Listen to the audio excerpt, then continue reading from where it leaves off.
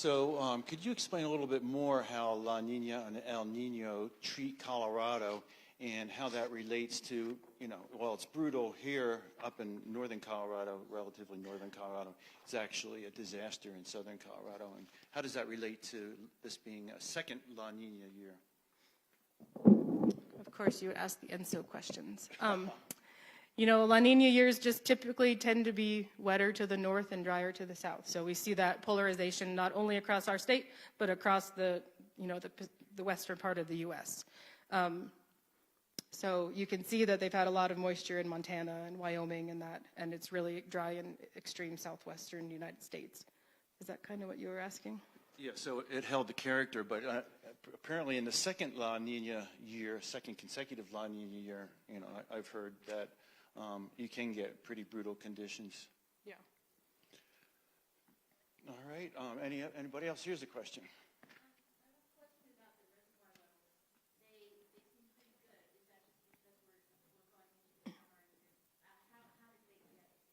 Repeat the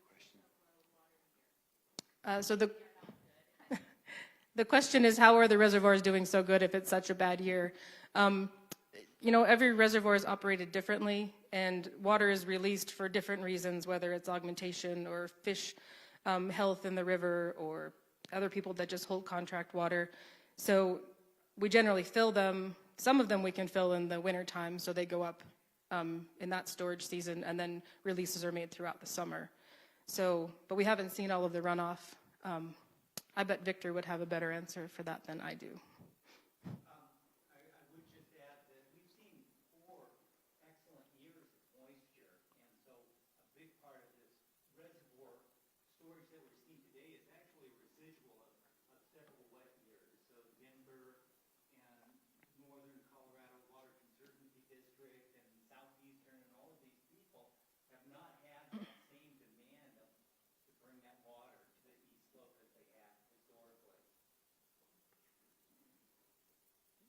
Any other questions? Thank you, Wendy. Thank you. You win the award for prettiest transition pictures in your PowerPoint. Oh, thank you. I pride myself on them.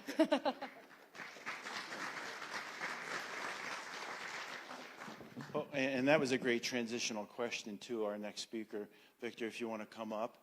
Victor's a hydrologist with the Bureau of Reclamation, and he's actually based in Loveland, Colorado, and he can explain that anomaly, why he's here talking about our river operations. But certainly, as we just heard, snowpack influences flows in the Colorado River through this area and in all rivers, but also how the river is engineered is a second influence in reservoir operations and water storage. And that's what Victor's going to talk to us about, and I'll get up your PowerPoint.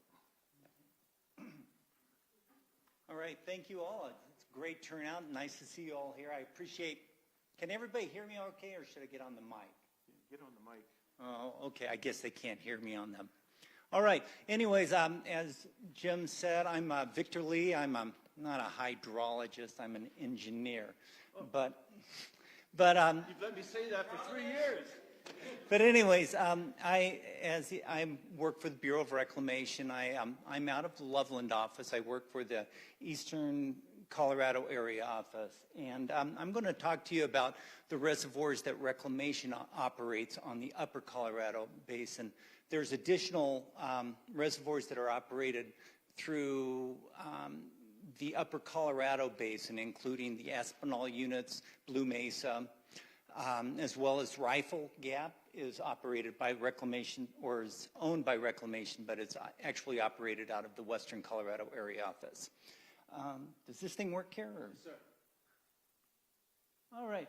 So today I'm going to talk mostly about 2 projects, the Colorado Big Thompson project and the Frying Pan, Arkansas project. These are both projects that we operate for you out of the Loveland office. And we'll talk a bit about our forecasted operations for this upcoming year on the Colorado River collection system, and also Green Mountain Reservoir, as well as the Frying Pan, Arkansas project, such as Ruedi Reservoir, and the collection system that we operate up above Ruedi Reservoir. First, as I said, I'm from Eastern Colorado area office. Our regional office is in Billings, Montana, but we mostly work with Colorado River issues. We are the trustees for you as the citizens of the United States in the operations of these two projects for the benefit of the citizens of Colorado, and we do our best to try to make sure that we balance our operations to meet both the east and the west slope interests. I've got a picture up here of the Colorado Big Thompson project. It's a project of 11 reservoirs. It holds almost 1 million acre feet total in storage. It includes 6 power plants that generate electrical power for about 26,000 households. We collect water on the Colorado River and we put it in a tunnel and send it to farmers and municipalities on the Front Range and all the way to the Nebraska border. Also, as a part of that project, the first facility built was a reservoir called Green Mountain Reservoir, and this is the reservoir that was built to compensate or to help in the future development of Western Slope interests. That project was built during World War II. It was the first part of the project that was built. Let's see, as Wendy mentioned, there's actually quite a bit of storage in the system right now. We expect, I just want to, back. Okay, so Horsetooth and Carter Reservoir are two eastern slope terminal storage. As you can see, they're almost full. We take water from Granby Reservoir, which is the big bucket, and we transfer that all winter long to try to refill of those. They're a little bit lower than we typically are this time of year, and that's part of the reason why storage appears to be so high on the upper Colorado Basin. That situation will change as we move forward in the year. You've seen this one. I won't belabor it, but as you can see, we actually in the upper Colorado, we are pretty close to normal at the peak, both in timing and at magnitude of the snow runoff. However, it has been warmer. It's going to be warmer, and so that doesn't necessarily translate to a near normal runoff pattern.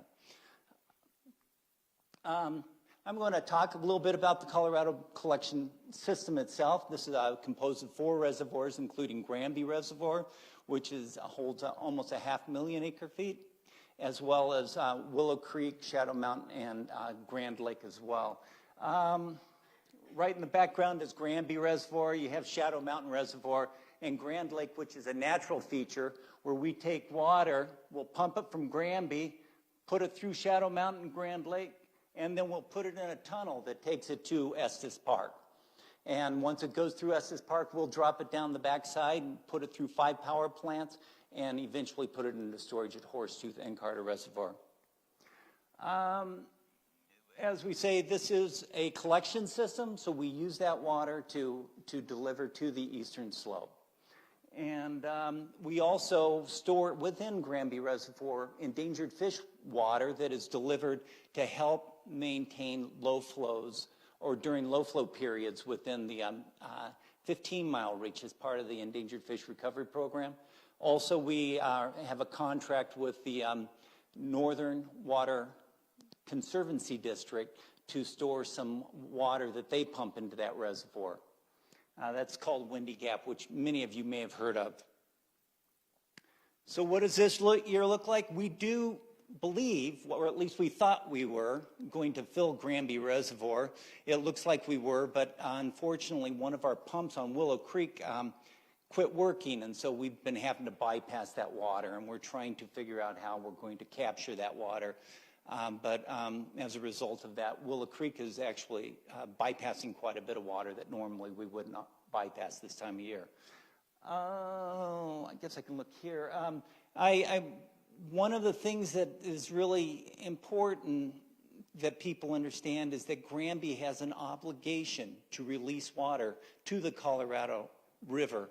And this was kind of unusual because in 1935, when the project was authorized, there was no such thing as a minimum in-stream flow requirement. But as part of the negotiated deal, Granby was obligated to try to keep a live river downstream of Granby. And as a result, we release water from Granby solely for the purpose of keeping the water in the river. This is just a graph showing what the Secretary said we would do. And in most years, on a water shortage year, which we're right on the edge, we are sometimes may need to reduce that, but at this point we haven't decided to reduce that. We do expect as we move forward that we will start releasing additional water as part of the Endangered Fish Recovery Program. And this will include increasing that maximum flow of 75 CFS for probably until October before starting to cut those flows down. This helps that water is shepherded down to the 15-mile reach to help shore up low flows below the large irrigators down in the Grand Valley. I'm going to go ahead and move downstream a little bit and talk about Green Mountain Reservoir. This is the compensatory reservoir. It was built as the first feature of the project. It does include a power plant, and 1/3 of that reservoir was committed to help repay what is owed to the river by the collection system when they're diverting out a priority. And the other 2/3 of the reservoir was committed to the current and future use for the western slope. So we call that the 100,000 acre foot power pool, which includes the historic user pool, which many of you, if you're irrigators, are probably benefactors of that pool. So the good thing is with that wonderful forecast that Wendy showed us there, we do expect Green Mountain to fill this year, and a big reason for that is that Denver storage in Dillon Reservoir is much higher than normal. And so we expect them to bypass water that is going to be stored by Green Mountain so that it will be available for delivery later in the year when it's needed. But however, flows are going to be very low. We do not expect any water to bypass the power plant this year. Flows are going to be much less, most likely somewhere in the order of 800 CFS at the maximum this year. We will continue to refill that 100,000 acre foot for the western slope, and we will release that water for beneficial use over the year. And finally, as part of the purpose of Green Mountain, we do support the western slope irrigators, and whenever there's extra water left over, we may designate some of that water to be available for delivery to the 15-mile reach to help with the Endangered Fish Recovery Program. We call that the HUP surplus release. One of the things we've been doing the last 4 years is we've also been coordinating Green Mountain's operation with other reservoirs to try to enhance the peak flow. However, the peak flow this year is so low that we do not expect that to occur, and there's just not a whole lot of extra water left to try to generate a peak flow this year. So what does that mean for Green Mountain? We operate it pretty much the same every year. We were at our low point typically in April. We try to fill it in July, and then we quickly go ahead and decrease that total amount of storage to help with irrigators during the late summer period. We did have an unusual operation this year where we were trying to release water as early as April to try to shore up low flows in the lower Colorado River once the irrigators started in April. It was a challenging time. So that means we have, normally when the peak goes up, Green Mountain's releases are low as we're putting all of that water into storage. Once we fill, we'll go ahead and match whatever the inflow. And then once the Shoshone Power Plant call comes on or the irrigators are working very hard, we'll start releasing a lot of that water in the late summer.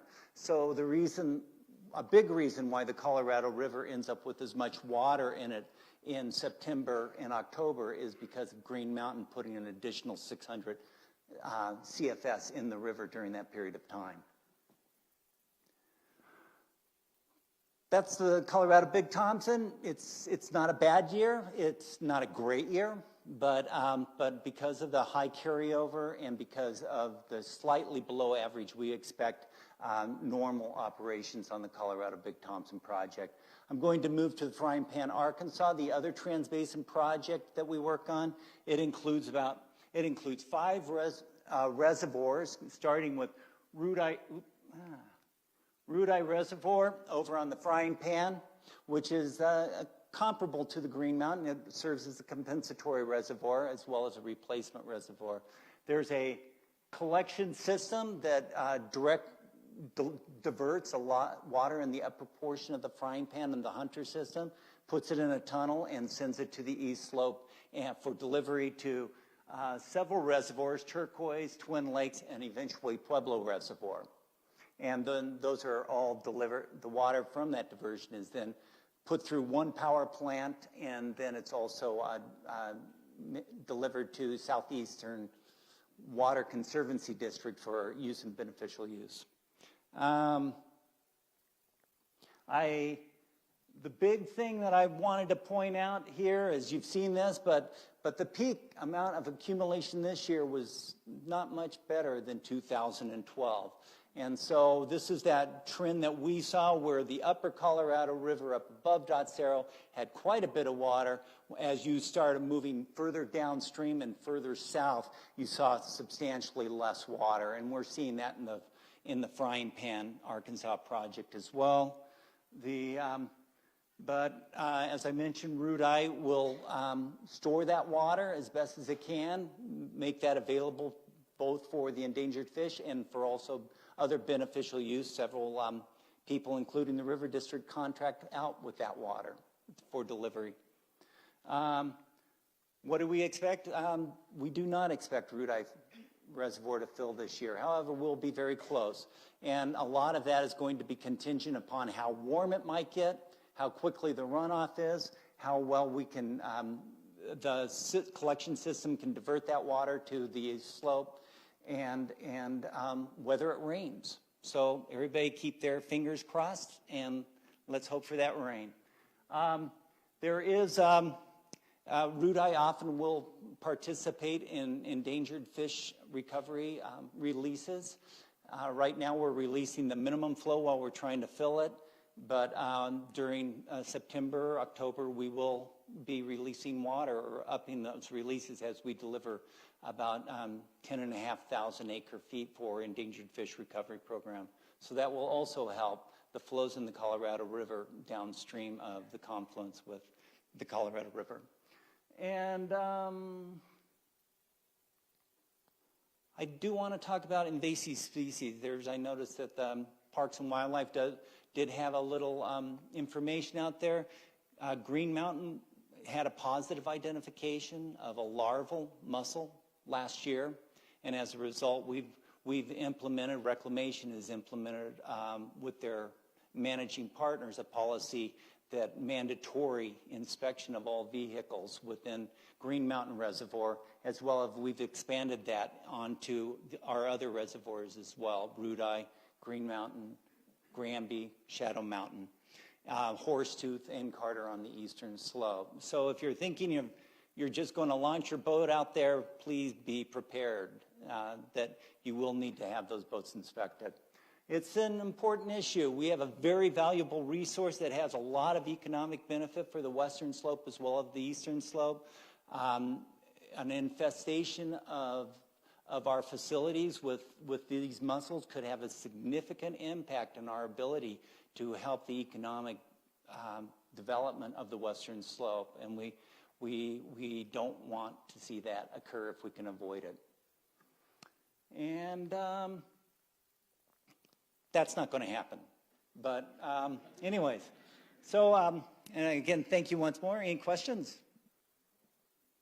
Yes, sir. Has the Bureau of Reclamation paid for the mussel inspections on the boats?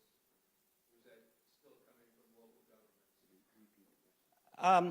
Well, so the question was, is the Bureau of Reclamation paying for the boat inspection, or is that happening with other partners? And it depends. Sometimes the stakeholders are paying a portion of it. Bureau of Reclamation is paying a portion of it.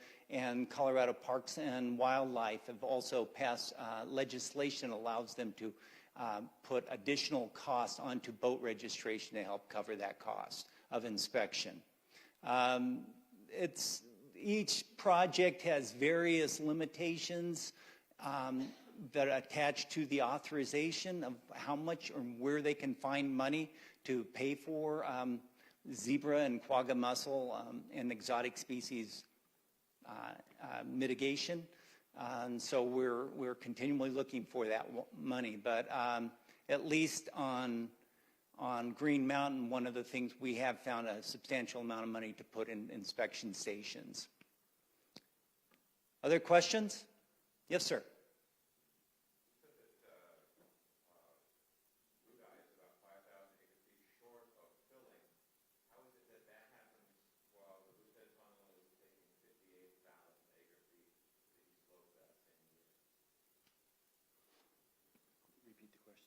So the question was, is how can Ruedi go ahead and be 5,000 acre feet short of filling, but then the Boosted Tunnel can go ahead and continue to take the 58,000 acre feet of water.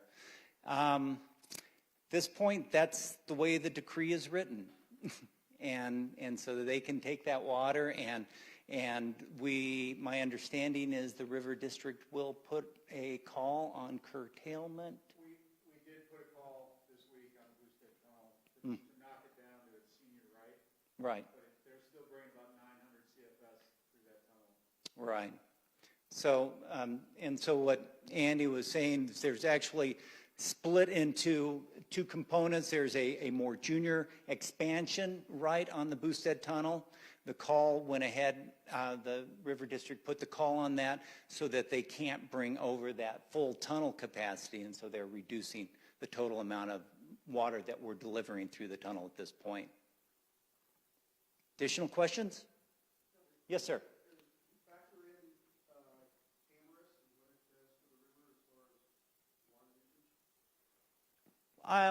Do we factor in such impacts such as tamarisk and other phoratophytes that may impact reductions in river flow? And the blessing is that we don't really have that much in the upper Colorado of tamarisk, and the phoratophytes we have, such as cottonwoods and willows, aren't really considered as obnoxious. However, I know that the Western Colorado Area Office is doing quite a bit of work on trying to figure out how to better manage tamarisk and other exotic phoratophytes within the lower Colorado Basin. We have one last question, quick one. Yes, sir. What kind of impact has the release had on the endangered fish species down? So the question was, what kind of impact as these releases for the endangered fish had on the recovery effort? Is that your question? You know, I'm not really in a great position to answer that question because I'm not the fish biologist that works on it. We continue to work with the U.S. Fish and Wildlife Service to try to meet flow targets within these reaches. That said, the humpback chub, which was one of the species that has been listed, is now being looked to have that listing relaxed to only a threatened from endangered species. So that I think is a positive step. Okay, thank you. You're welcome.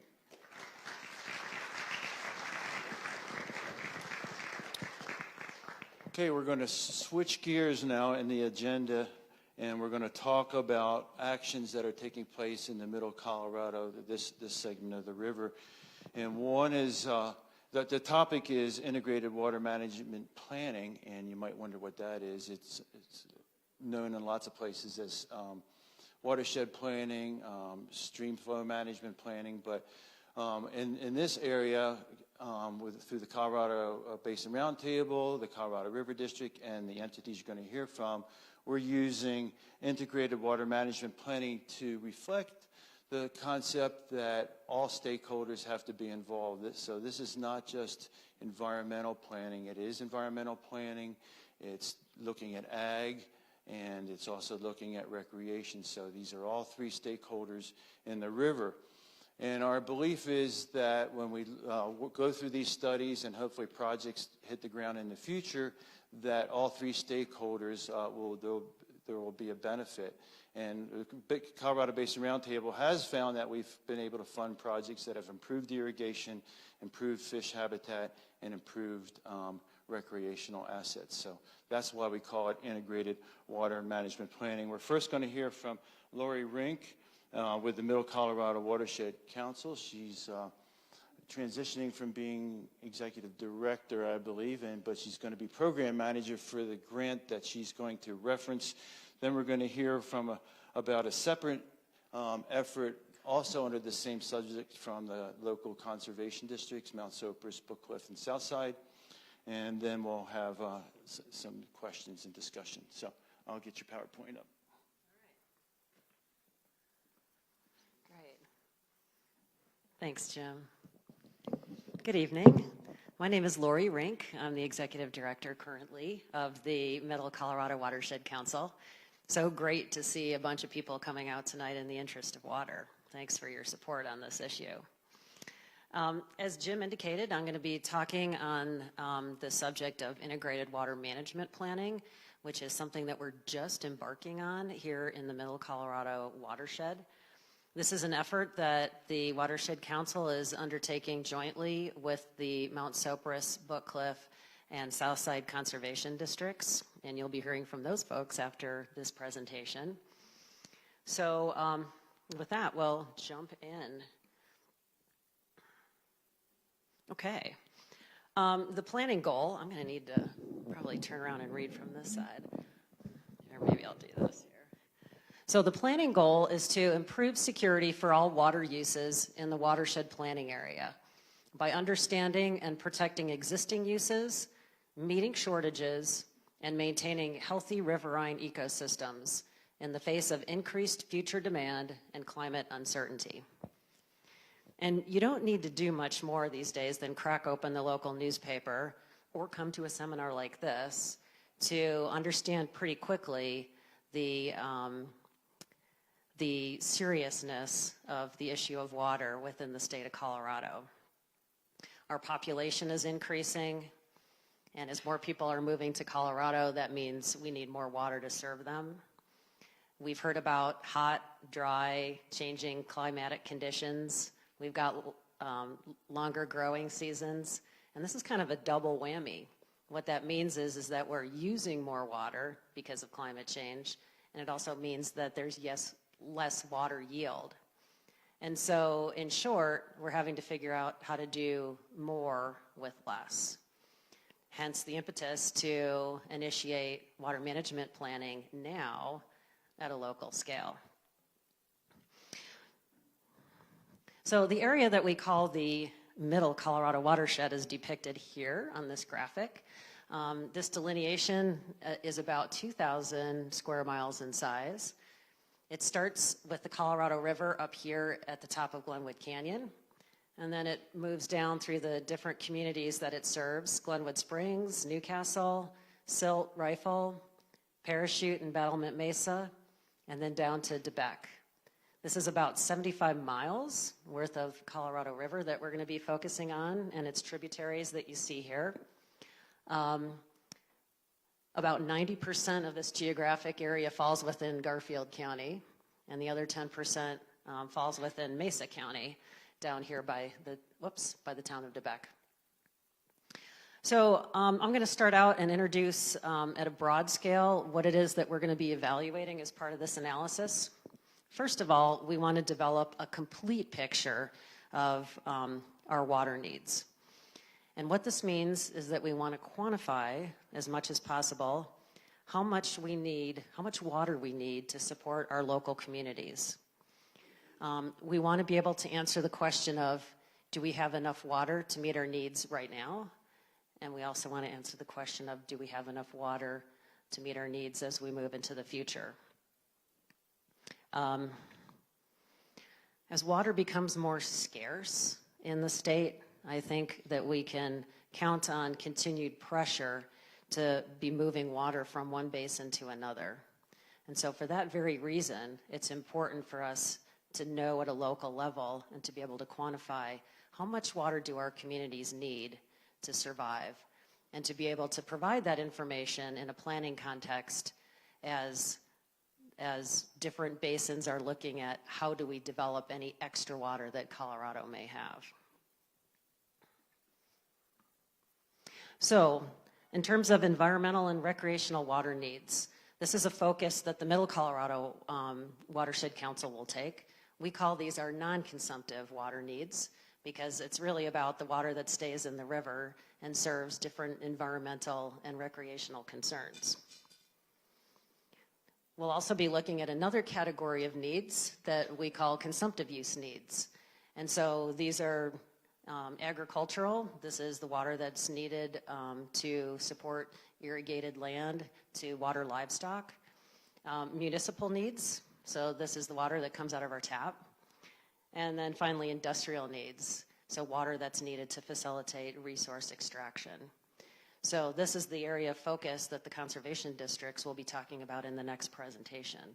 But together, cumulatively, these are the collective water needs that we want to get a better handle on for our local communities.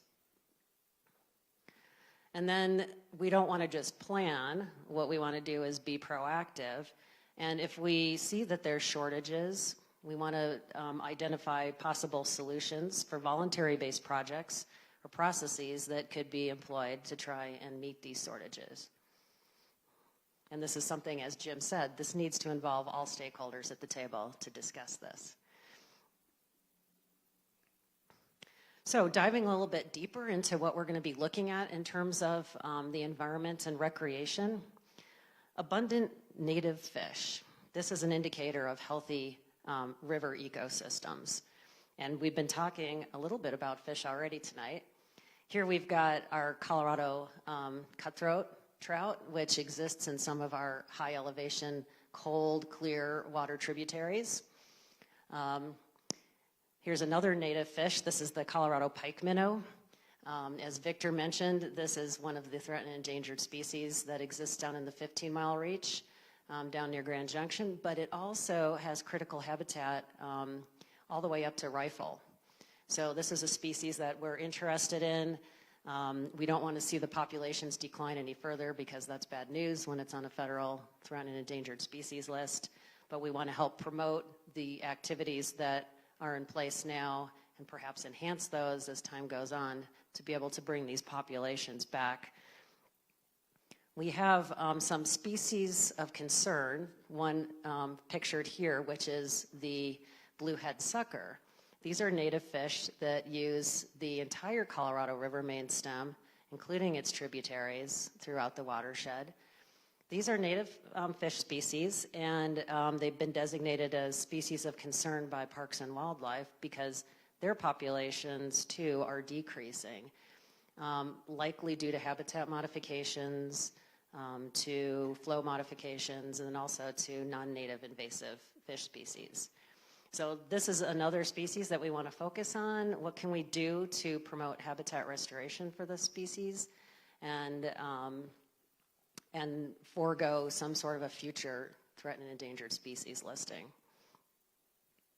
Healthy native streamside vegetation.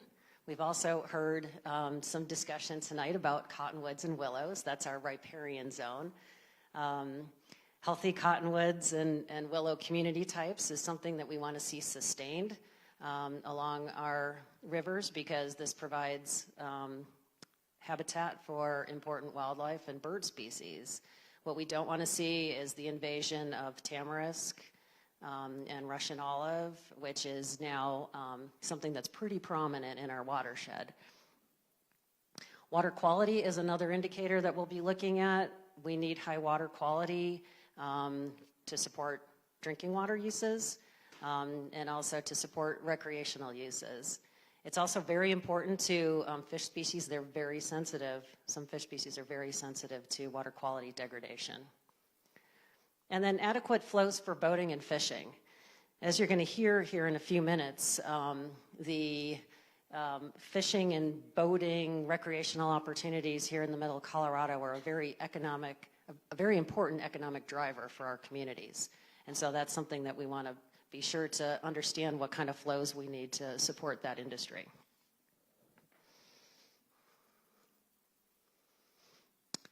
And then there's the consumptive uses that'll be analyzed as part of this project, the agricultural, municipal, and industrial uses. Again, this is a subject that you're going to hear some more information on in the very next presentation from Liz Chandler and Dennis Davidson of the conservation districts.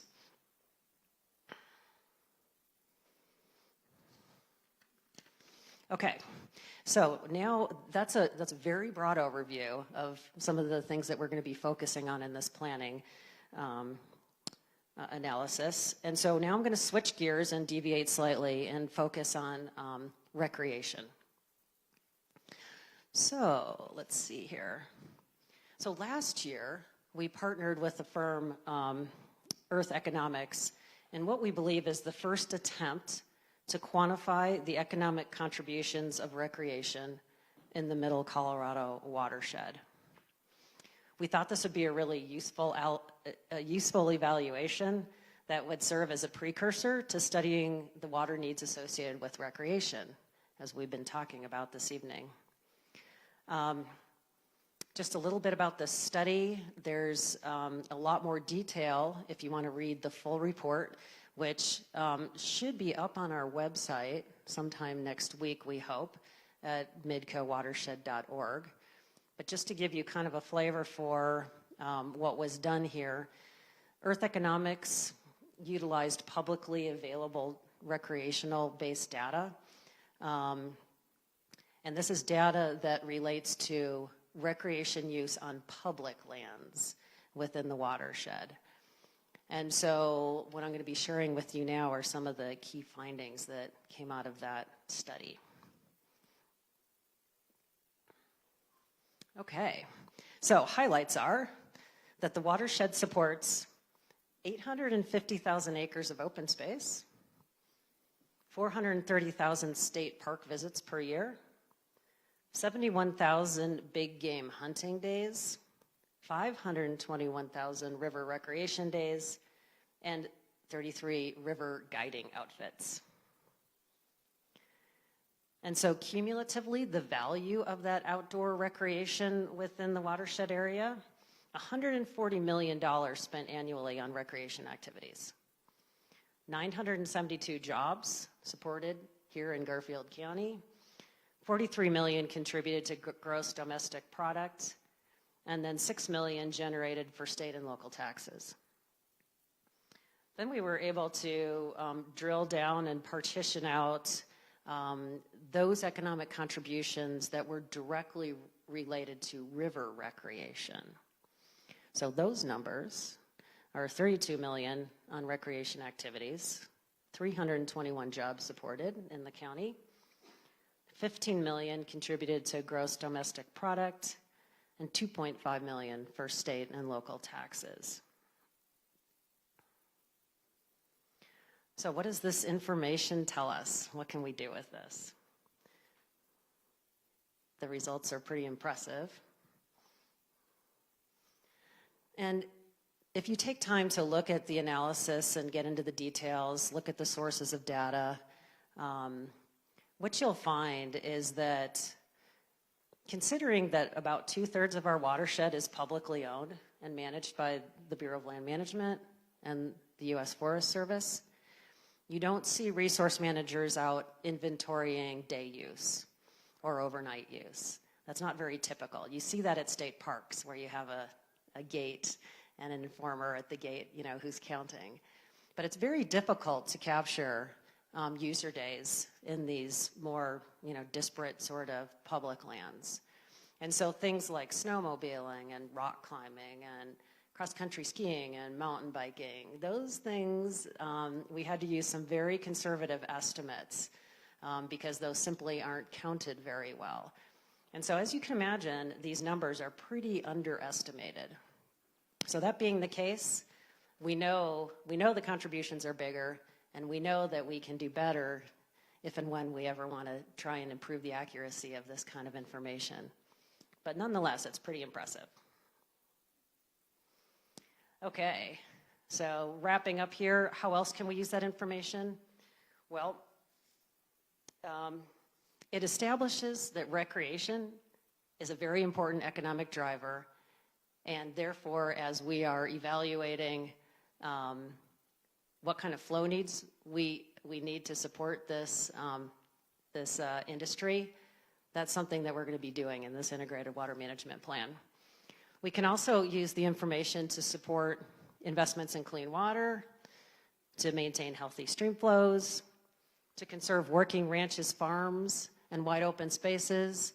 You know, these agricultural production fields, they also support wildlife, which we also know contributes quite a bit to recreational values, and that's something that went uncounted in this analysis, but is clearly a significant contributor. And then also to promote environmentally sensitive recreational development as it occurs in the watershed. So just as in closing here, you will find that as we proceed with this analysis over the next couple of years, that the conservation districts, together with the Watershed Council, will be holding stakeholder informational events to share information, disseminate that, and to get public input. So please, if you're so inclined, we'd love to have your participation. Would love to gather your opinions, and it really takes all of us together to put our heads together to figure out how best to deal with water as we move into the future. Thank you.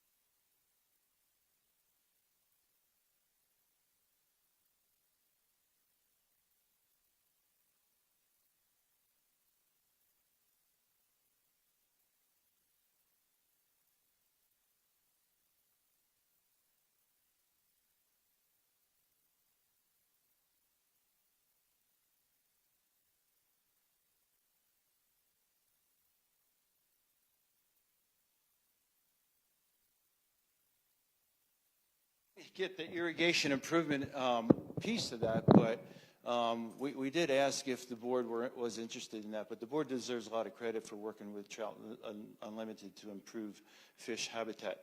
So are you starting it off? I'm going to start. Okay. I give you Dennis Davidson.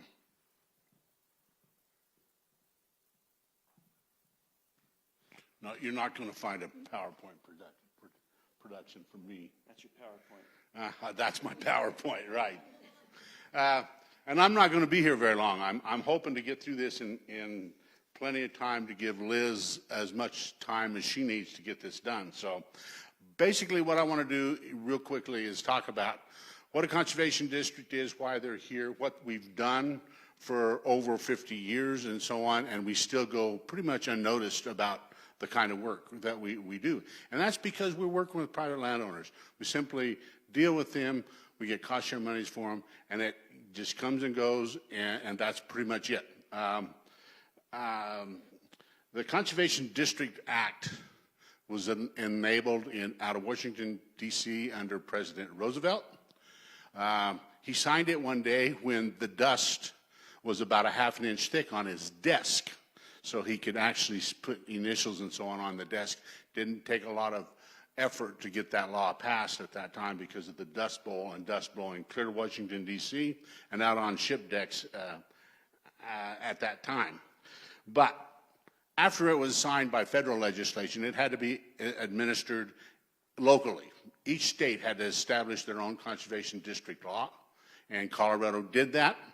First conservation district in Colorado was northwestern Colorado, up at north of Maybell in a little town called Great Divide. which there's nothing there. But that was the first conservation district in Colorado. We were established to solve soil erosion problems. Well, we learned as we solving erosion control problems that we can't address just one resource at a time. It takes looking at the soil, the water, the animals, the plants, and the air. We have to address all 5 of those issues before we can really come up with a solution that solves most of our landowner problems when they come in to us. So that's kind of where we're at. We address that with in the privacy and with our private landowners when we're there. NRCS is the district's partner on the local level. When the law was signed, one of the benefits to signing and bringing a conservation or establishing a conservation district was the federal government would send people, staff, to the local offices. That was good. We got professional people, good ideas. The bad part of that is it made it easy for the local districts not to do much more than that. So the districts did not do a lot of hiring and so on in the early days of people. That we just basically worked with the federal government, and that was the extent of the income or expenses and so on for the district. Now, in our Soil Conservation Service at that time, and NRCS now, is one and the only federal agency that has the authority to work directly with private landowners. Forest Service can't do it, BLM can't do it. They all administer and do their own land.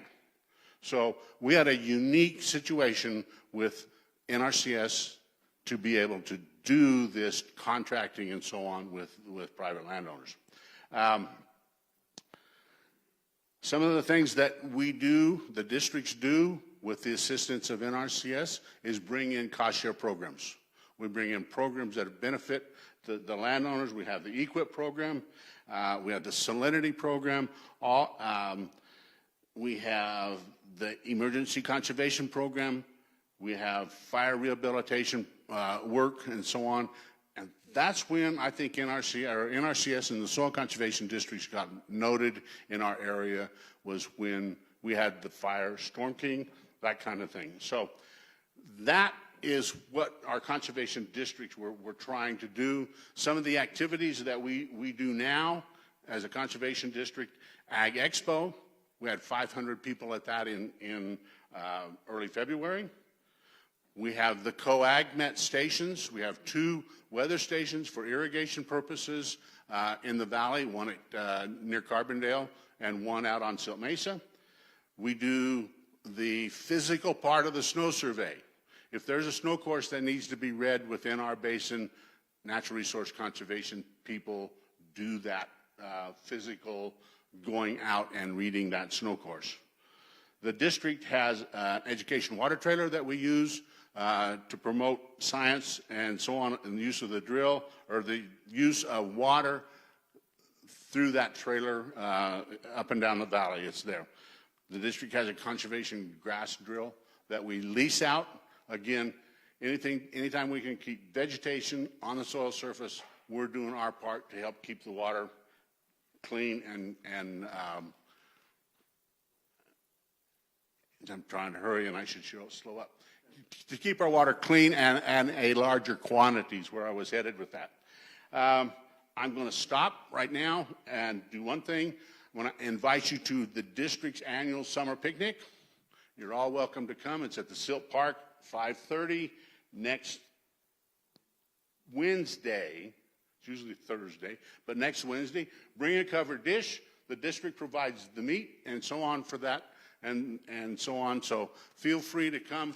Give Sherry a call.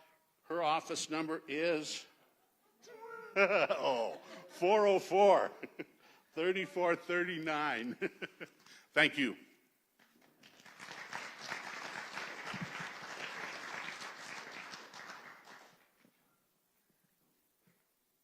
Thank you very very much to the River District and the Middle Colorado Watershed Council for hosting this event. It's so nice to get together and be able to talk water. Maybe some year we'll have a bunch of it to talk about. So as everybody has already said tonight, we have water concerns. Agriculture is worried about our own water gap. I cannot tell you how many dry ditches I've walked this year, which is really scary because I'm walking the south side at peak water time. About half the ditches are dry. So we are concerned about a compact call. Every time you hear what Arizona's saying or California, that makes us worry. We're worried about more trans-mountain diversions. And of course, the current weather patterns. The best information I'm hearing is that if the pattern doesn't change, we need to learn to be able to do our job with 20% less water, because 20% less water is likely to be available to us. That's not counting the above two concerns. The other thing that was pointed out to me is these weather conditions are inherently stressful because we don't know if they're going to change and we don't know when they're going to change. And so it's really difficult to plan when we don't know what the snowpack is going to be. So the smart thing to do is plan for it not to be so great. So our goals, we're going to write the consumptive use part of the water plan. And we're going to establish reference conditions for agriculture. So what we're doing right now is we're starting out with the ditch inventory. I'm walking the ditches that are 10 CFS or higher. And there's a little bit of wiggle room in that because we don't want to leave large chunks of irrigated agriculture uninventoried. And some of the ditches, I'll pick on Alkali Creek. There's 2 ditches that supply a huge reservoir up there, and there's over 1,500 irrigated acres. Neither of those ditches technically qualify in the 10 CFS, but we're not going to leave 1,500 acres uninventoried. After I've done that, Colorado River Engineering gets that information, and they're going to look at the photos, go out and do site visits, and come up with plans and projects to help us out on that.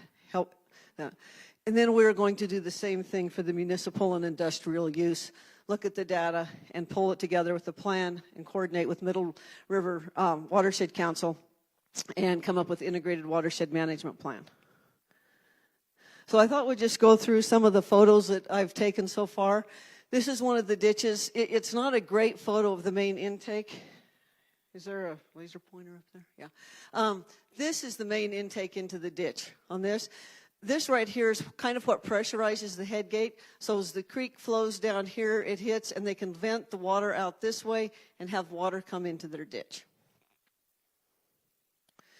This is a slightly different design, and some of these depend on how the head gate is situated, whether you need to pressurize it or whether the whole creek is going to go in your ditch, and what you're really trying to do is keep it out.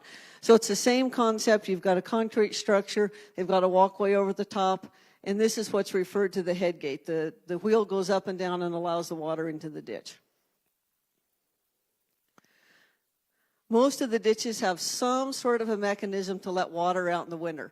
If they can't get all of the water shut out, we want to make sure that we're returning water directly to the streams, not only to benefit the stream, but we certainly don't want water freezing and blowing ditches in the winter.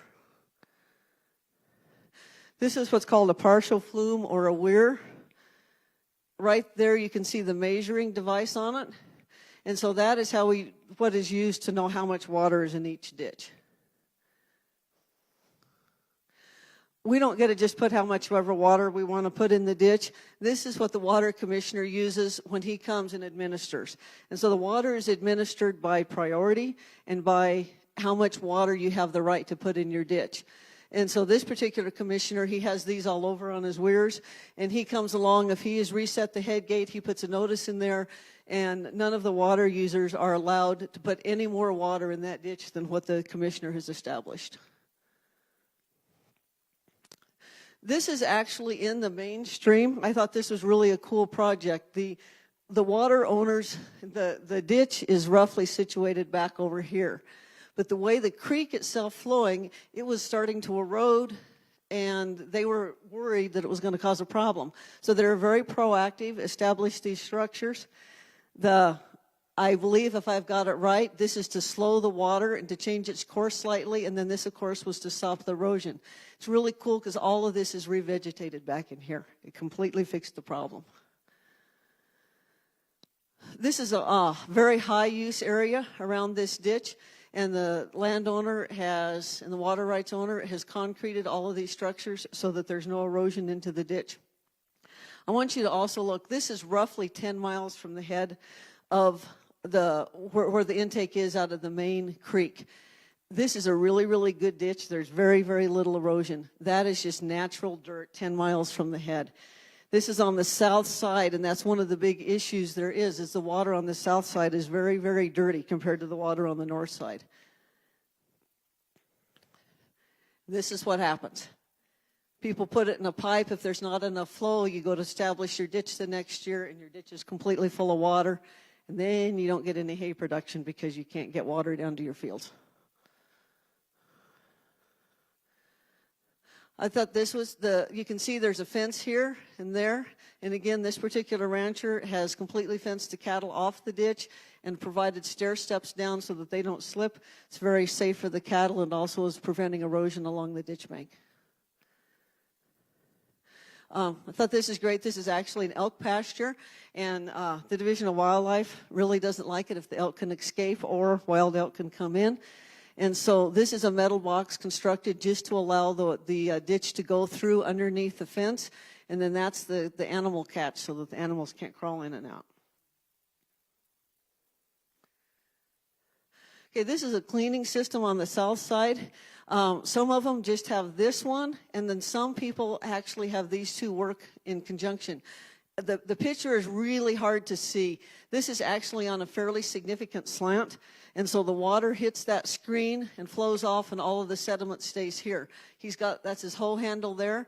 I was really sad because he had just cleaned the ditch, cleaned up his big pile. He had a pile that was higher than these posts because he has to rake that 3 times a day or he doesn't get any water into those pipes. So his particular system is he screens the water here, and then it goes into this cleaner, and then it goes into his pipe. And that's a gated pipe right down there. And so there's your brushes, and the flow of the water actually runs those brushes to help clean the water. Okay, these are splitters. This is the main ditch here, and it splits into 2 laterals. And this is a picture of the same 2 laterals. And then this is the main ditch splits into 3 ditches right here. The first ditch comes out over here, and then that's the second one, and the third one is up there. And you can see the various priorities of water. This ditch is wide open. This is about half, and that one's completely closed off.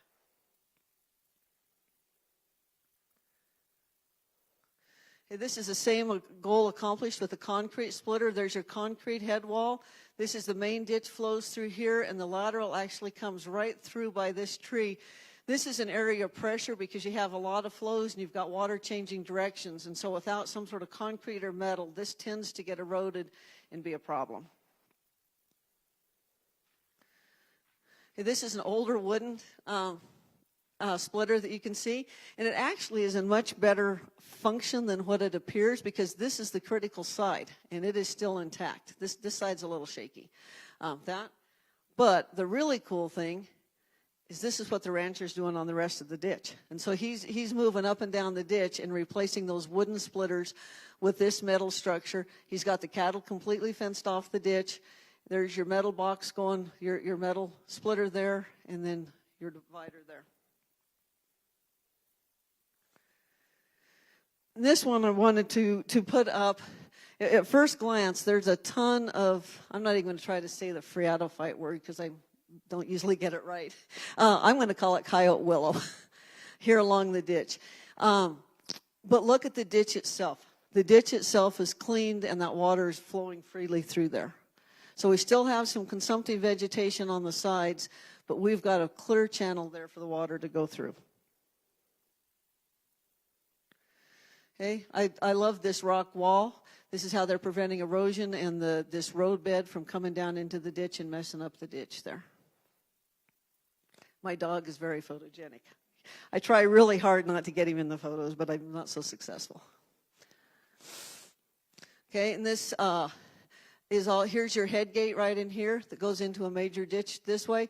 And as the level in the main ditch goes down, you're able to put in boards right there and pressurize and get the amount of water you need coming out this way. And I just love this siphon, so I wanted to show it all to you. Again, it's hard perspective. This is a very steep hillside, goes into a gully, and then that goes clear up the other side. It's really long and really big. And the head gate was the newest structure that I saw in this ditch, and it was in 1959. So I just thought that was, people were pretty ingenious.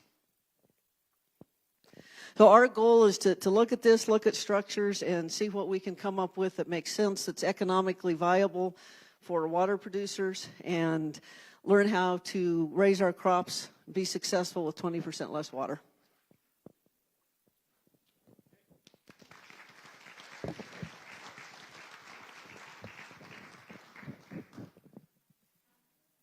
So we have time for maybe a couple questions. That was a pretty thorough presentation by all parties.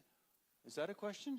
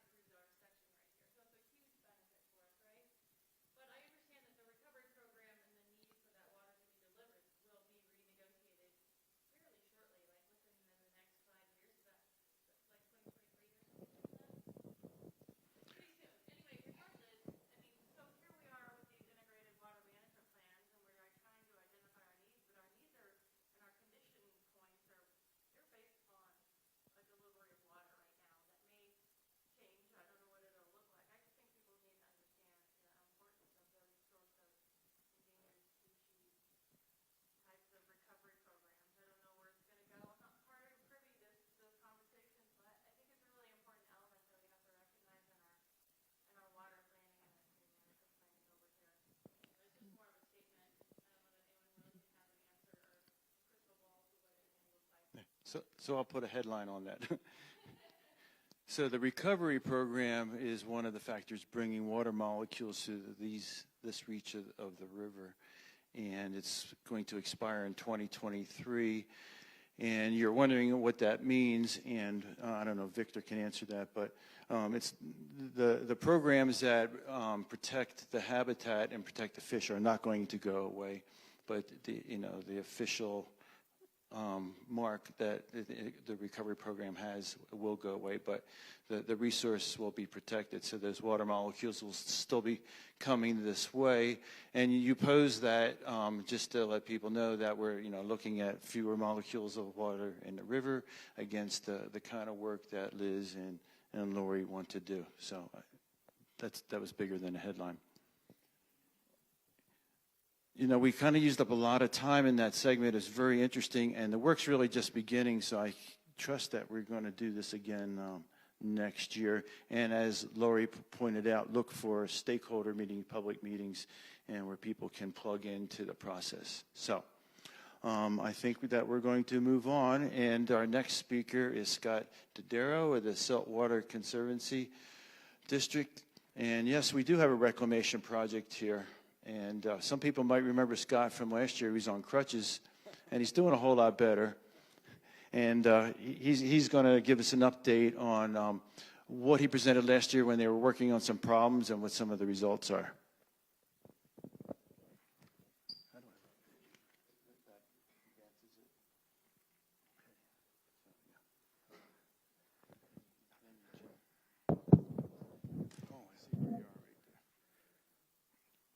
All right, I'd like to welcome everybody. Thank you for having me again. I was going to do a rain dance, but to break the drought, but my wife cautioned me against that. So anyway, we'll move on. That's Harvey Gap Reservoir, and I can talk a little bit about it. It's currently at elevation 47.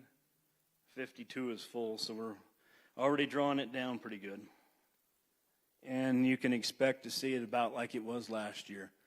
We didn't drain it last year, but we lowered it to inspect the outlet works at the request of the state dam engineer, and everything looked real good. It was built in the early 1900s, and the pipe looked just like it was when it was put in.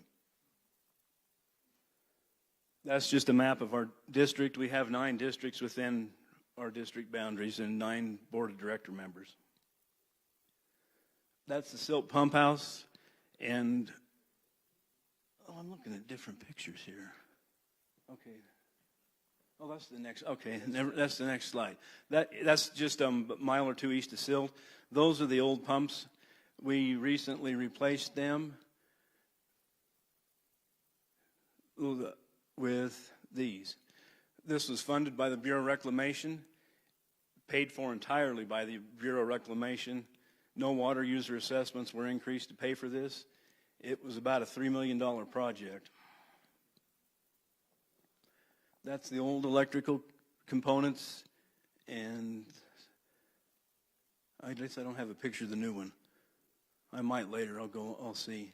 This next one you see is the inlet outlet at Harvey Gap.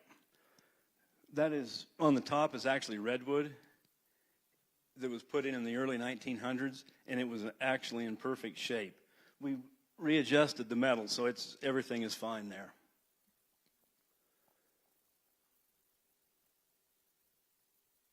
This picture is some of the work that we did at Harvey Gap. We did 2 phases. Everybody remembers when the road washed out a couple of years ago. So we did phase 1, and we finished up phase 2 early this spring. And we had a lot of partners in that, and Colorado Water Conservation Board helped us out, Colorado River Water Conservation District. The county commissioners helped us out immensely. And Division 5 Water Resources helped us. I'd like to thank Dave Kanzer personally with the River District because he did a lot of work for us.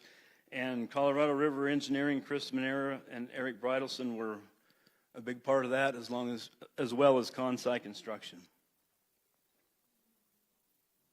The next slide is we piped 1,800 feet of the silt pump canal on Davis Point because it was seeped really bad. This was another project that was paid for by the Bureau of Reclamation. It's 1,800 feet of 42-inch HDPE pipe. And that's the inlet where it comes from the silt pump house, goes underneath I-70 up to Davis Point, and that's where it exits and flows into the ditch. This is some of the new electrical at the silt pump house. This is where the tunnel goes into Harvey Gap, and it's completely enclosed now, so it's a lot safer. People can't get in and out of the tunnel or anything, and there's no possibility of anything collapsing on somebody going in the tunnel now, because we'd have to go in there to inspect things.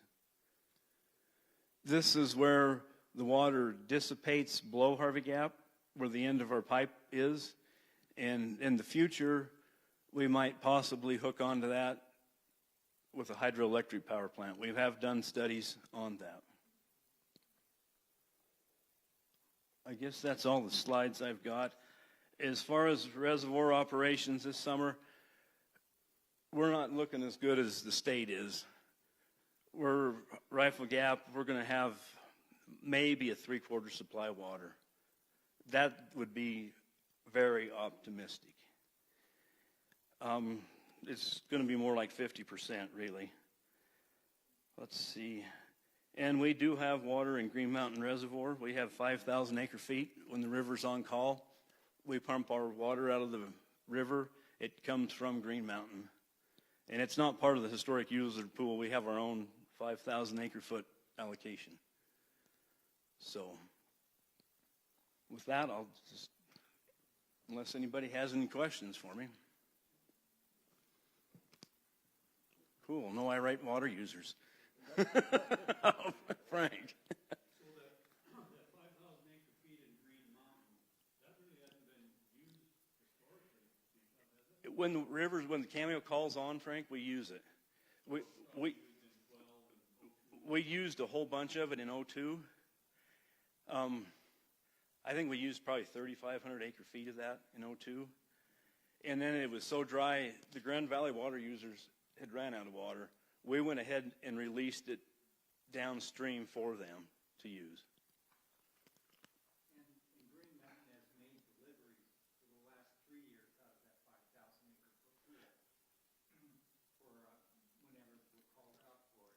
Yeah, we have to call the Division 5 water office every week and tell them how much we're going to pump.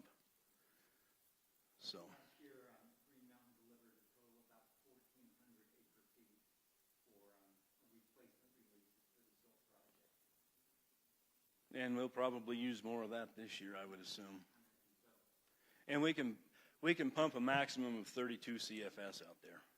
But it's kind of changed because there's subdivisions on Silt Mesa now, so our use isn't as much as it used to be. We do have a lift station on Miller Lane that we can lift some water to the west lateral to increase that use, but it's costly as heck. So. Yes, Dennis. Do you know ahead of time that you're going to call water, literally leave water in the reservoir to meet the needs of the east and west laterals without to benefit them from the call coming down the river? We do our best estimate to calculate how much water we're going to need in Harvey Gap. We calculate that in a drought situation pretty much every week. Our manager, Jason Spalding, and I will get together and we'll do the math. We got a formula that we know how much is going to be ordered that week, how many acre feet we have left, how many cubic feet per second we have in the ditch. And I guess I should say normally, right now, Rifle Creek should be running about 100 CFS. Today is at 34. And the other thing, Rifle Gap doesn't fill unless we get a heavy snow year. Our runoff comes from the very lower edge of the flat tops. And we all know the snowpack wasn't there this year. So, anybody else? All right. Thank you. Thank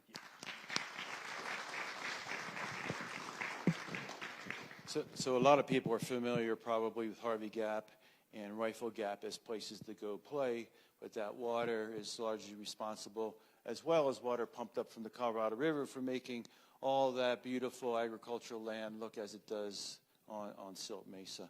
And as Scott mentioned, with increasing residential development. So our next speaker, our final speaker, is going to be the new general manager of the Colorado River District, Andy Mueller, who you can come up now, Andy. And a lot of people will remember Eric Kuhn, legendary, well-known water leader, longtime employee, and then general manager of the Colorado River District. Well, he retired, even though we still see him around the office. I don't know why. I guess we don't even pay him anymore. Maybe just a little bit. But anyway, it was a big deal for our board of directors to make a selection to replace Eric, who's well known across the state and in the whole southwestern Colorado River Basin. And that person is to my right. And his name is Andy Mueller, and he will tell you more about himself and what he's thinking about the district and its priorities. Thank you, Jim. Briefly, just a quick introduction of myself while Jim is getting that running. I practiced law out of Bureau, Colorado for 20 years, moved my law practice up to Glenwood about 3 years ago, focusing on natural resource and water issues and other natural resource issues, representing Western Slope families and entities in natural resource areas ranging from irrigation or agricultural water use to natural resource, other hard rock mining, timber, gravel pits, those kind of things that small Western Slope operations own and run. And as such, became very familiar with the needs of the folks in the Western Slope in terms of water. Was very fortunate to represent Uray County on the River District's Board of Directors. And if I can maybe let you, I think many of people hear about the Colorado River District. We actually are technically the Colorado River Water Conservation District. We were formed in 1937 as a direct result of the Colorado Big Thompson project.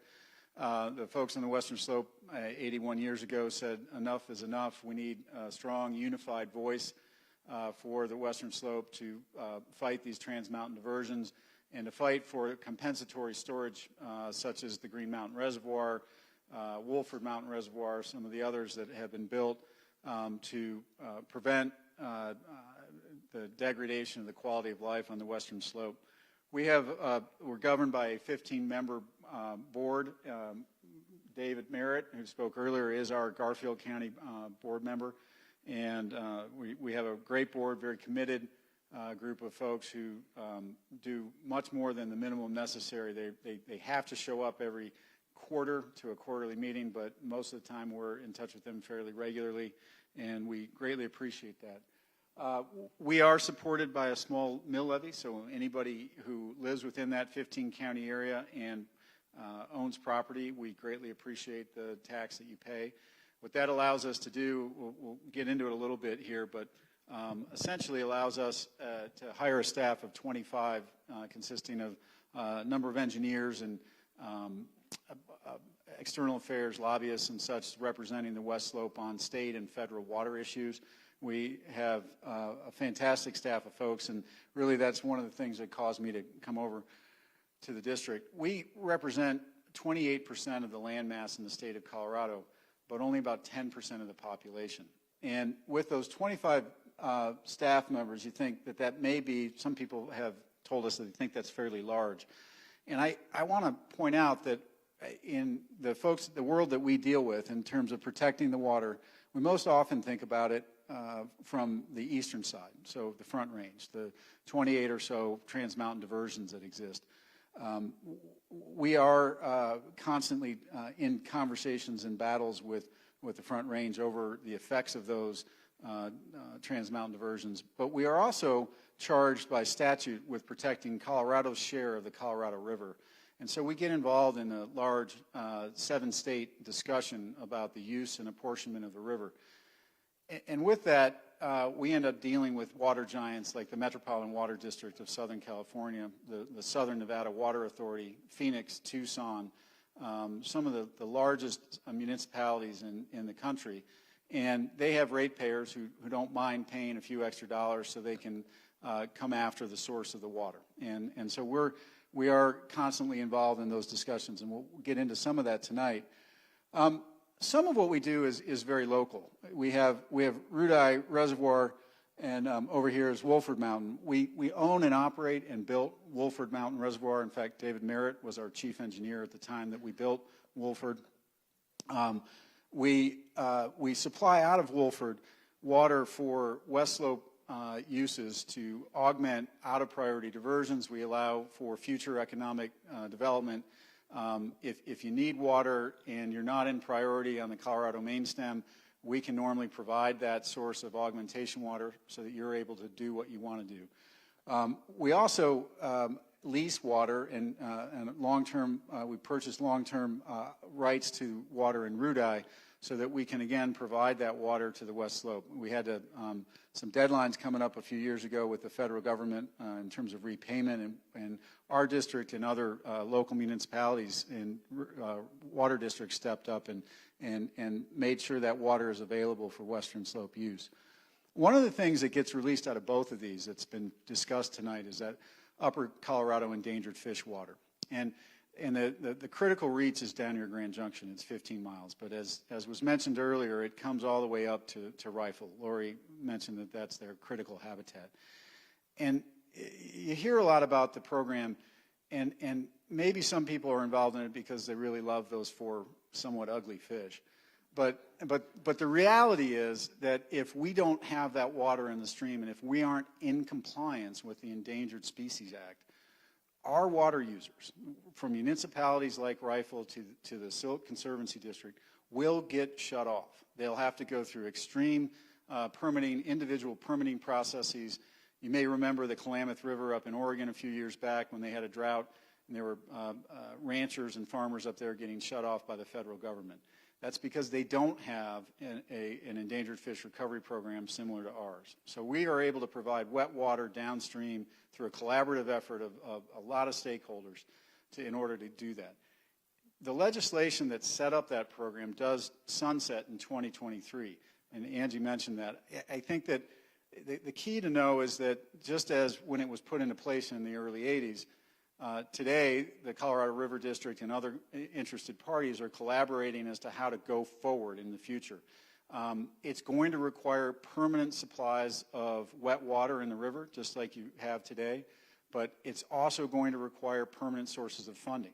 We get funding from things like the operation of Glen Canyon Dam and other things, and we think it's really critical that those pieces get kept in place. That's a little bit about what we do locally. Talking about the importance of agriculture on the western slope is really important, because pulling that water down and providing the ability to have the water in the river for that recreation that Lori Rink talked about, providing the quality of life that we've been used to. It's really the senior ag rights on the western slope that provide that primary call. There's also Shoshone Power Plant, which most of you are familiar with. Because that's an old non-consumptive water right, it is very important from the west slopes quality of life to keep that 1400 CFS flowing westward. Remember that as these water rights, Shoshone and the Cameo Call are the more senior rights, and they're pulling water down, they're preventing additional trans-mountain diversions from being effective. And so it's that limiting factor on their ability to pull it. I will tell you that the Colorado River Roundtable and the Colorado River District itself has identified it as a key priority to keep this in place, and are very have prioritized a huge amount of staff time to look at that and figure out how to do it. Keep in mind, it is owned privately by Excel Electric Company, and so it is a bit of a complex issue. The key for us, and if you think about it, it's simple, and we heard about the low snowpack this year at the lower elevations. This is our biggest reservoir, the snowpack. There's no question about it. You can't build a reservoir large enough to hold all the water in our snowpack. So it's critical that as we talk about these warming temperatures, and we saw that on Wendy's slides, if it's warmer during the winter and we're getting less snowpack and it's coming as rain, that's our critical reservoir that then supplies water to places like the Silt project. We need that snowpack, or we need to figure out other alternative solutions that will allow us to mimic that. The water starts up at that snowpack. It ends, from our perspective, in the upper basin, right here at Lake Powell. We know theoretically the river used to flow down to the Sea of Cortez, but from our perspective, it flows into Lake Powell. And just a little graphic here for you. This picture on the left is 1999. It was an almost full reservoir. You'll see that. And here, this is 2013. And you'll see in a little bit that that's about where we are today, and we're about to drop another 20 feet this year. So the key is that this reservoir down in Lake Powell on the big river is our savings account. And what happens there and what the levels are really will affect our quality of life. What's in between? It's our ag users. What do our ag users provide? They provide a quality of life, and this has been touched on by a number of speakers on the western slope. It provides not just the ag money for the families, but it provides the recreational opportunities for all of us. It provides that water pulling down. It provides the wildlife habitat. But what does that mean? Because our west slope ag actually consumes, when you look at the entire depletions from the Colorado River Basin, and this is the whole basin, not just the main stem that we're on here. In our state, 1.3 million acre feet are consumed by west slope ag every year. Most of that, 1.1 million acre feet, are pre-compact. So we have an obligation that says, that's basically starting in 1922, we have an obligation to deliver approximately 7.5 million acre feet a year, and there's a lot of complexity to that.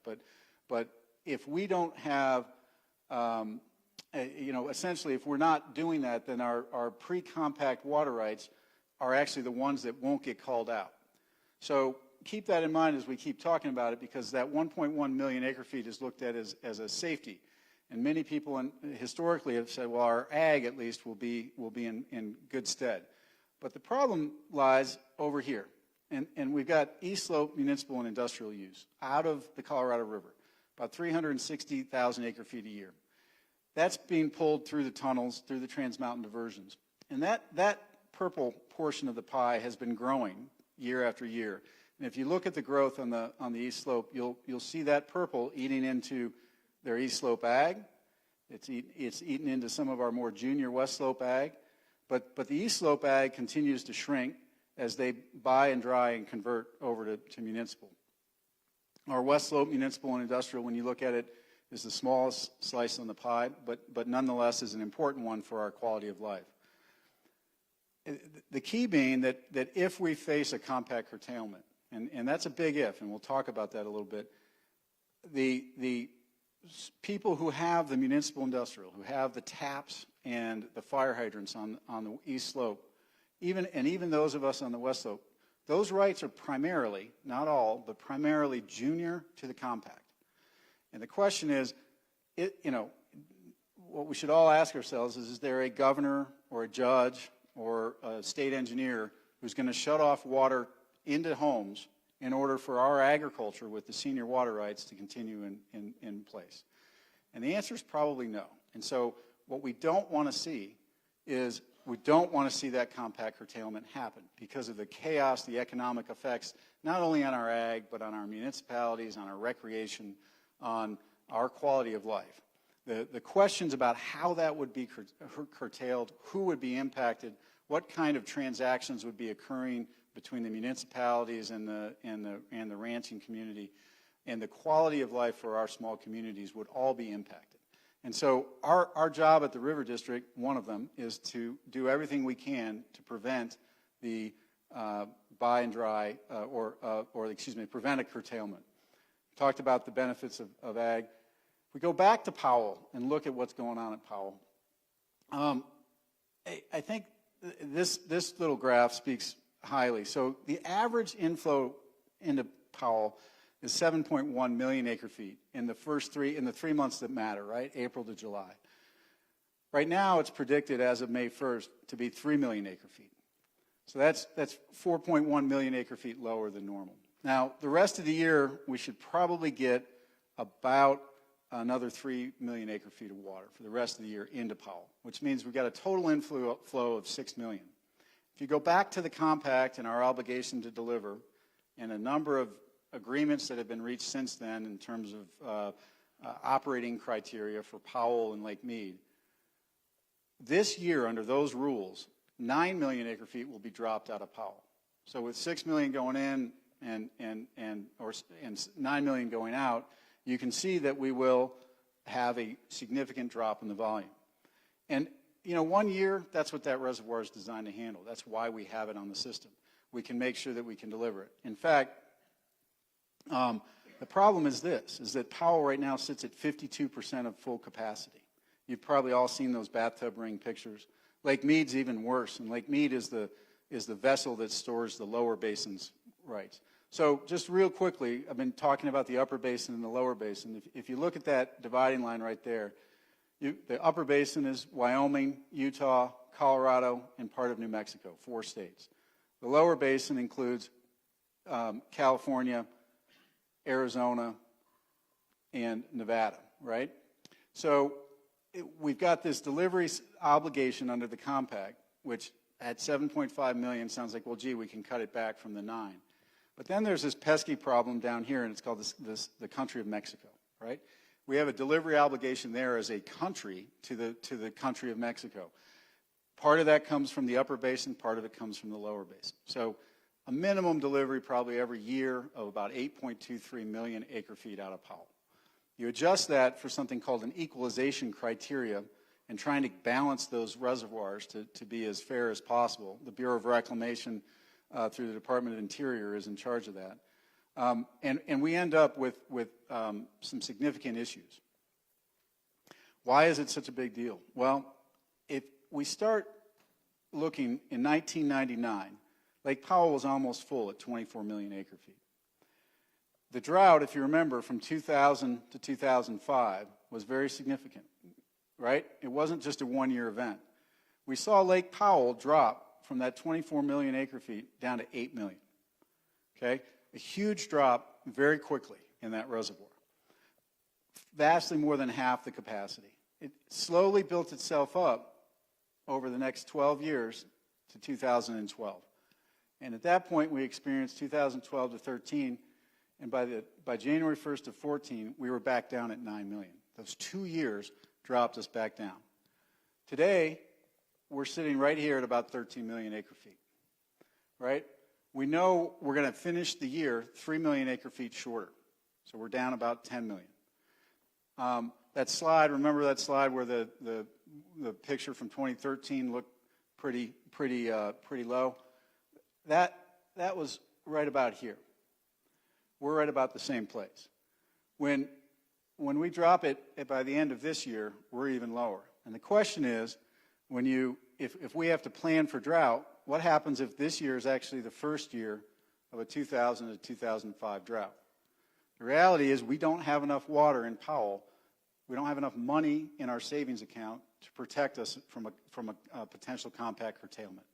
Now remember, it's a 10-year rolling average, so if we can't deliver the full 8.23 million in a year or two, we're okay. But if it continues, if it persists, then we've got a problem. And it's been alluded to again tonight that this is something that we need to face on a structural level. And so what's going on at Powell? Well, there are two issues. This slide covers one of them, and it's the effects of climate change. It's the effects of our warming climate. And this was a number that I think Liz mentioned. By mid-century, we expect to have 20% less inflow into the river. Why is that? It's because we have longer growing seasons. It's because our vegetation, both the riparian and our ag vegetation, is growing longer and consuming more water.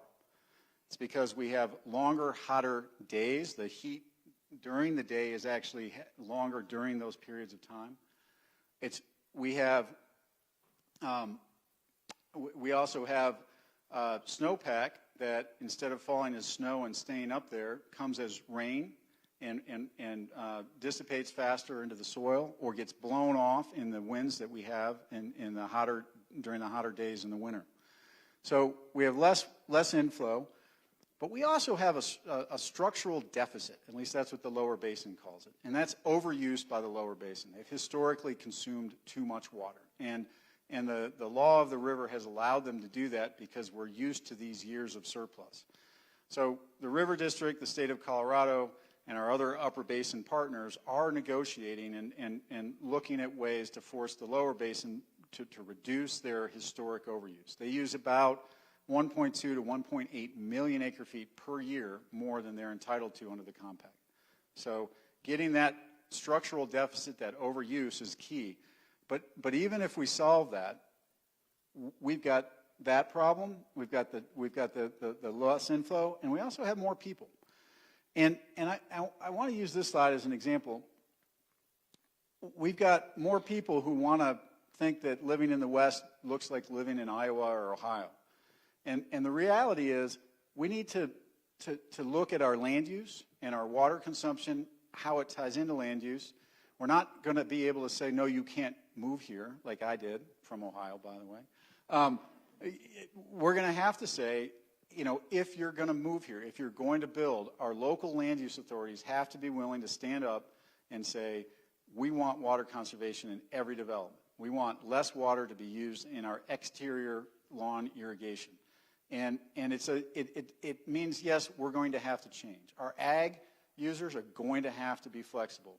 The River District is spending lots of money and lots of staff time working on ag efficiency, working on in-river improvements, working with folks like the watershed management planning going on here in the Middle River on how we can do better with less. So adapting our size of our streams, adapting our aquatic vegetation, adapting and getting in and restructuring channels so that we can actually survive and adapt. And the reality is we need to be resilient. We need to be flexible.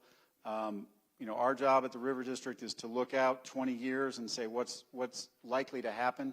I'll tell you all this stuff I'm talking about compact calls, a couple things to walk away with.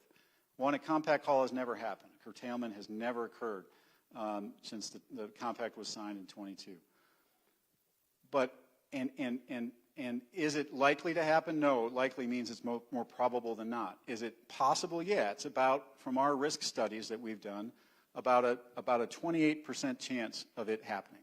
So is a 28% chance something that you spend every last penny on? I don't know. It depends on how bad you think that risk is, how bad you think the risk of the chaos that will be caused by a curtailment. This isn't on the western slope, thankfully. This is over in southeastern Colorado. And this is what we at the River District would like to prevent. This is permanent buy and dry in Crowley County. This is the kind of thing that happens when ag is not supported, when the communities are isolated and see merely the dollar signs, and it can ruin a community. And we don't want to see our communities deal with that. So what are we dealing with? The lower basin's working on a drought contingency plan. I'm not going to go into that other than to say the net result of it is they're trying to get more water, save more water, use less water, restock mead, put less demand on mead so that Lake Mead levels rise instead of fall the way they have. We're also working on one in the upper basin. And in the upper basin, it's really a three-legged stool, if you will. The first leg of that is reoperating some upper reservoirs. So as we get closer to those critical levels in Powell, and it's our ability to deliver water out of Lake Powell to meet the compact, but it's also our ability at a higher level in Powell to actually make electric power that supplies money to things like, by the way, the Silt Conservancy District, who got all of that money from the Bureau of Rec from the power revenues at Glen Canyon Dam. It is our ability to have the Upper Endangered Fish Recovery Program. And just to tout the River District's horn, long before I was there, the River District actually negotiated the memo of understanding that resulted in those funds flowing to Silt and all of our other conservancy districts that are Bureau of Rec facilities in this state. So it's the kind of stuff the River District does very quietly. It doesn't make headlines, but it makes a huge impact on the quality of life in the western slope. But we're looking at those. There are upper basin reservoirs, Flaming Gorge, Blue Mesa, and Navajo, and having those reoperate, they're Bureau of Reclamation facilities, but having them operate to drop a slug of water down into Powell when that reservoir gets close to losing the power pool production level. That means that's about 2 million acre feet. If you go back to that funny looking graph, that'll get us through a short drought. It won't get us through a 6-year drought. So what else can we do? Well, we're spending some time and money on water augmentation, and that means cloud seeding right now. Phreatophyte removal is one of them. I will tell you the science on both is far from certain. Phreatophyte removal, removing non-natives is a great idea.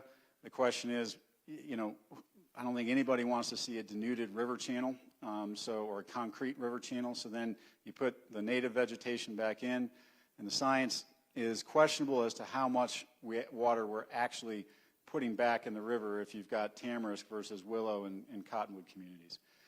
On cloud seeding, yes, it adds 5 to 15% additional snow water equivalent into any one storm, but I haven't seen the science yet that will actually verify that that water is getting into our streams and meaningfully contributing to the water flow in the river. So the science, we're working on it. We're collaborating with others. We are participating in those programs.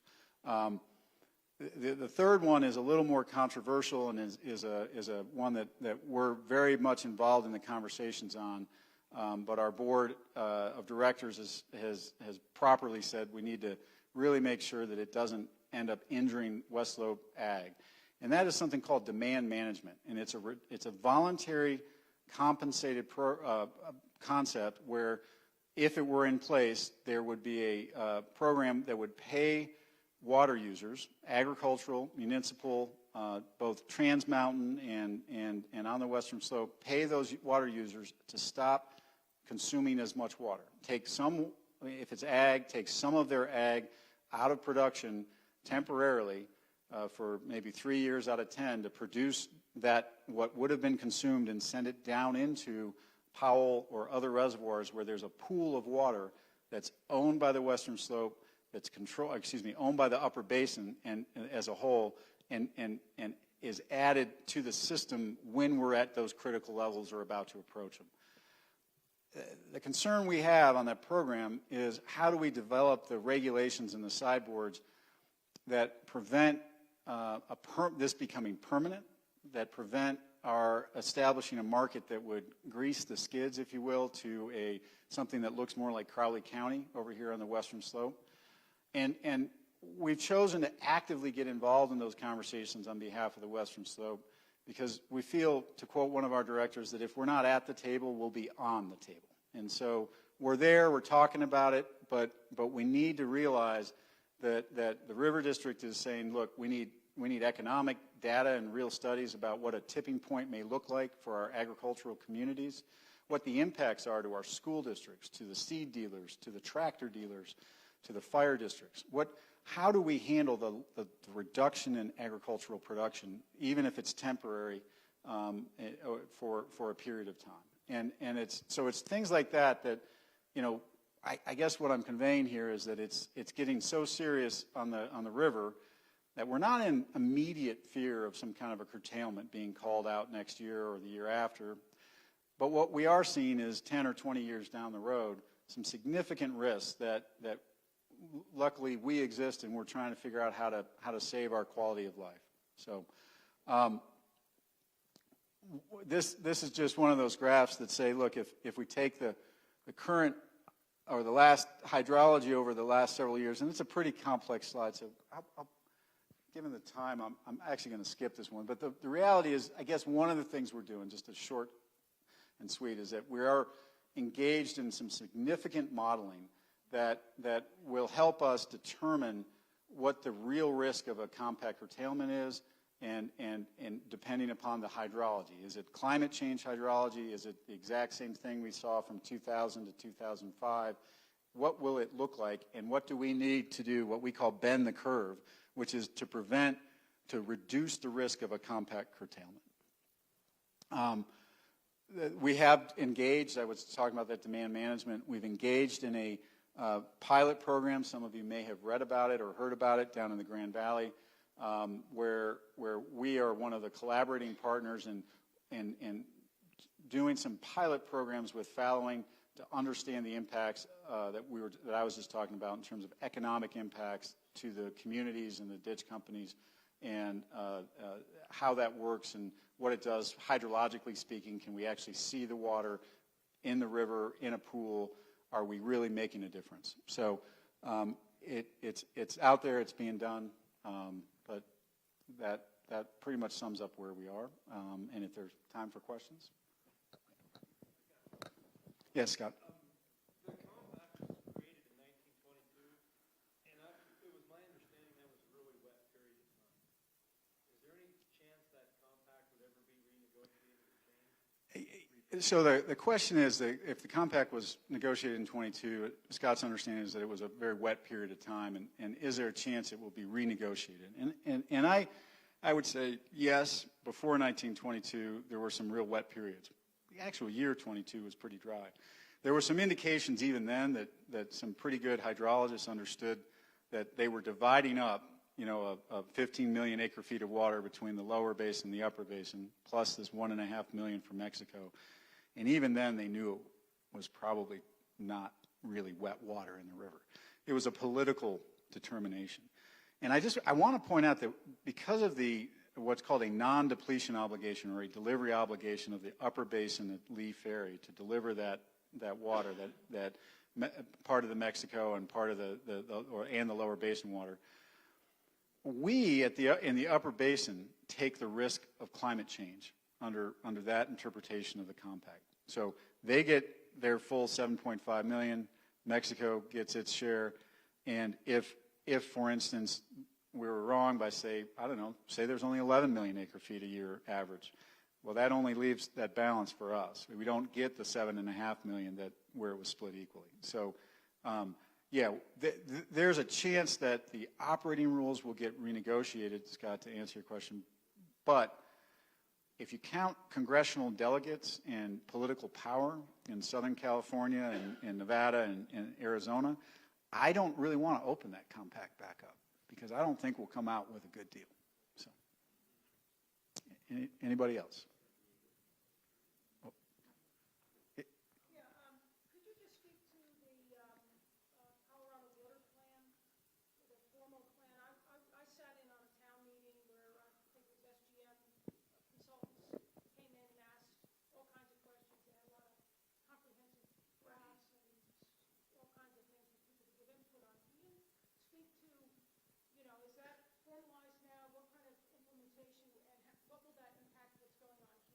Sure. So the question is, can I speak to the Colorado Water Plan and is it being implemented? I want to first say the Colorado Water Plan is a document about this thick, so I'm not going to cover it all, but there was an extensive series of meetings, studies, data collection that went on for a period of about 6 years, led by the Colorado Water Conservation Board. The River District and other West Slope entities participated very heavily in that. And the question in that water plan was, what are our true water needs? Where are there gaps in our supply?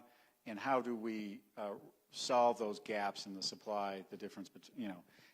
And there were lots of really good ideas. That water plan during the Hickenlooper administration has kept very much alive and is still in the forefront of water policy. With the change in administrations that is likely to occur, will occur no matter what, it's a question, it's an unknown question whether the next governor will continue to make that a priority. Probably the biggest issue is that it identified, both through the water plan and through this roundtable process that many people here participate in or have heard about, a number of projects that are needed to satisfy that gap.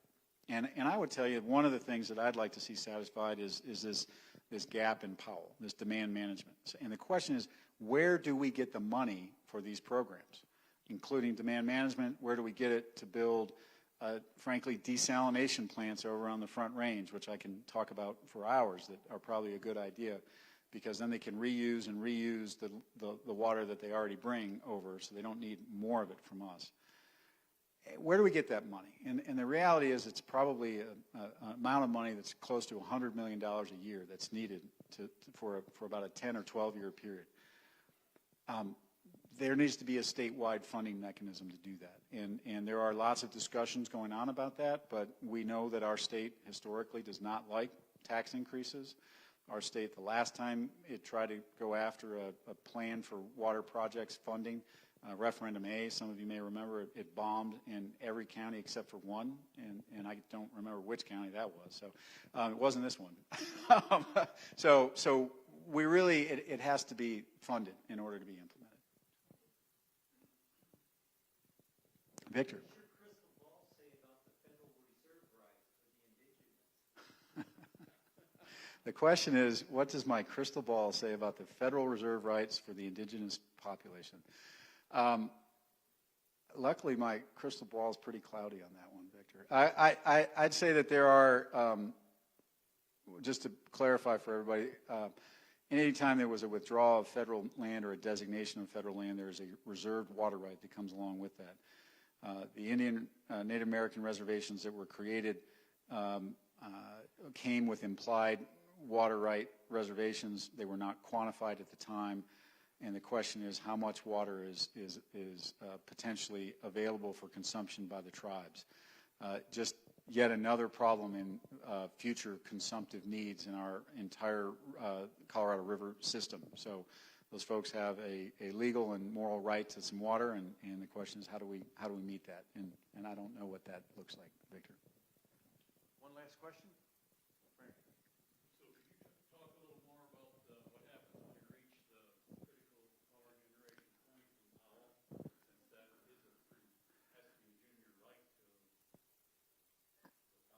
Right.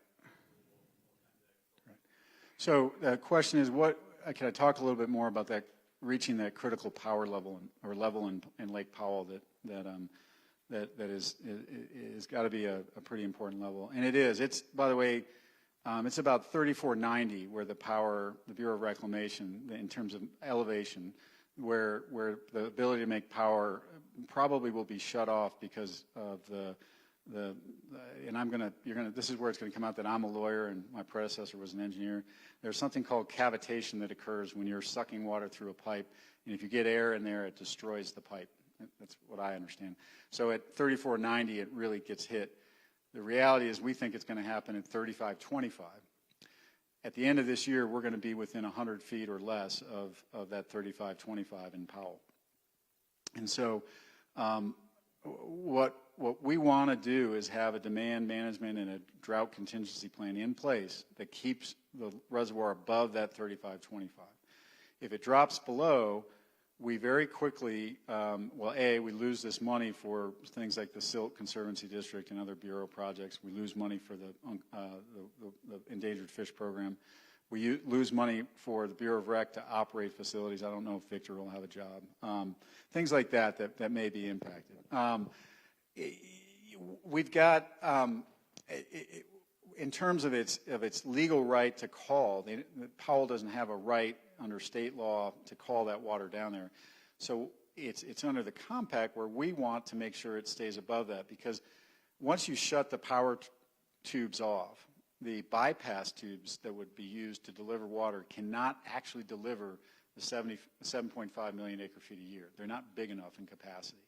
And so that's where we very quickly become, we have a year or two or three, or potentially depending on hydrology more, where we're not able to deliver the full 75 million acre feet. And pretty quickly on that rolling 10-year average, we end up with a situation where the lower basin is putting that call up here and asking us to reduce our consumptive needs under the compact involuntarily in an uncompensated manner, where we're just sending water down into Powell to get it up enough to deliver that water to them. So that's really what would happen. Well, I said that was the last question. And it was a good one. Thank you.